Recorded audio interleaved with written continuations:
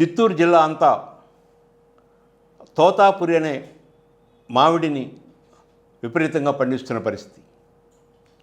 కొన్ని దశాబ్దాల కాలంగా దాదాపు 78,000 హెక్టార్లలో చిన్న సన్నకారు రైతులు 2 ఎకరాలు 3 ఎకరాలు 5 ఎకరాల్లో ఈ తోతాపురి మామిడిని వేసుకొని ఆ పంటని అమ్ముకొని ఆ మామిడి తోటలోనే వారికున్న 2-3 గేదెలని 2-3 ఆవుల్ని వాటిని పెంచుకుంటూ ఆ పాలు అమ్ముకుంటూ జీవనం గడుస్తున్న పరిస్థితి చూస్తున్నాం. గత సంవత్సరం రాష్ట్ర ప్రభుత్వం కిలోకి 4 రూపాయలు ఇస్తానని హామీ ఇచ్చి చివరికి చెల్లించింది. కానీ రైతు కిలో 2 రూపాయల నుంచి 4 రూపాయల మధ్య దళారులకి అందరూ ప్రాసెసింగ్ యూనిట్స్ అందరూ ఐక్యమై ధరను విపరీతంగా తగ్గించి కొన్న పరిస్థితిని చూస్తున్నాం. ప్రభుత్వం 4 రూపాయలు ఇవ్వకపోయి ఉంటే మరింత నష్టపోయేవాళ్ళు అక్కడున్న రైతాంగం. దాదాపు 44 ప్రాసెసింగ్ యూనిట్లు ఉన్నాయి. వాళ్ళందరూ వివిధ కులాలు, వివిధ రాజకీయ పార్టీలు, వివిధ మత సంబంధం వల్ల అయినా కూడా రైతుల నుంచి తక్కువ ధరకి కొనే విషయంలో మాత్రం అందరూ ఐక్యమై సంఘటితమై తక్కువ ధర నిర్ణయించి ఆ ధరకు కొంటున్న పరిస్థితిని చూస్తున్నాం. గత సంవత్సరం చివరిలో కిలో 30 రూపాయలకు కూడా అమ్మిన సందర్భం ఉంది. కానీ ప్రారంభంలో 2 రూపాయల నుంచి 4 రూపాయలు 5 రూపాయల మధ్య ఎక్కువ మంది రైతులు అమ్ముకున్నారు. తక్కువ రేటు కొన్న దళారులు, మధ్యవర్తులు చివరిలో మంచి రేటు వచ్చినప్పుడు అమ్ముకొని లాభం పొందారు. రైతులు మాత్రం దెబ్బతిన్నారు. ఈ సంవత్సరం కూడా ఇప్పుడు కిలో 7 రూపాయలు మాత్రమే ఉంది మార్కెట్లో. కనీసం 20 రూపాయలు ఉంటే తప్పితే రైతుకి గిట్టుబాటు ధర లభించదు. వారి శ్రమ, వారి భూమి యొక్క కౌలు ఇవన్నీ లెక్కేసుకుంటే కనీసం 20 రూపాయలు కిలోకి లభిస్తేనే వారికి ఆదాయం ఉంటుంది.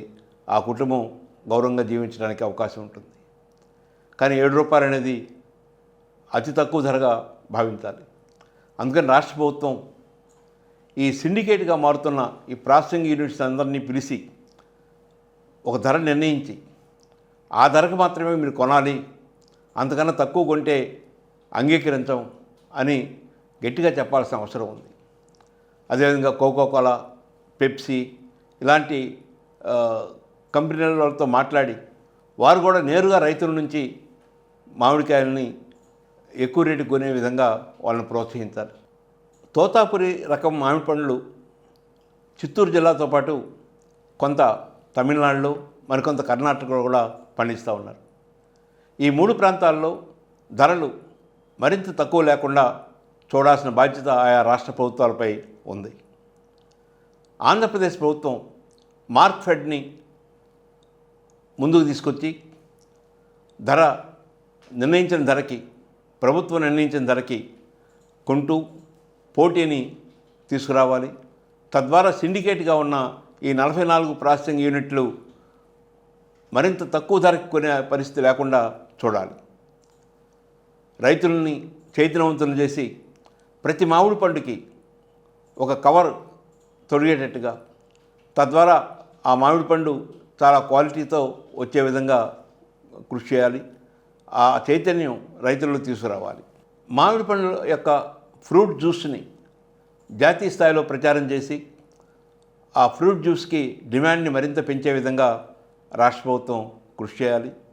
సంబంధిత అధికారులతో, రైతాంగంతో, ప్రాసెసింగ్ యూనిట్స్తో వీళ్ళందరితో సంప్రదించి వెంటనే మంచి ధర లభించేటట్టుగా రాష్ట్ర ప్రభుత్వం చర్యలు తీసుకోవాలి. ఈ పంట మేలో ప్రారంభమై జూన్ ఆఖరికల్లా పంట అయిపోతుంది. ఆ పంటని పొలాల్లో ఉంచుకోలేరు, మామిడి చెట్ల పైన ఉంచుకోలేరు. అవి 2-3 రోజులు అదనంగా ఉంటే ఆ పంట వృధా అయిపోతుంది. అందుకని ఈ తక్కువ సమయం ఉండటం వలన ప్రాసెసింగ్ యూనిట్స్పై ఒత్తిడి తీసుకొచ్చి త్వరగా కొనేటట్టుగా, వాటిని మంచి ధరకు అమ్మేటట్టుగా కృషి చేయాలని చెప్పని జనచైతన్య వేదిక కోరుకుంటుంది.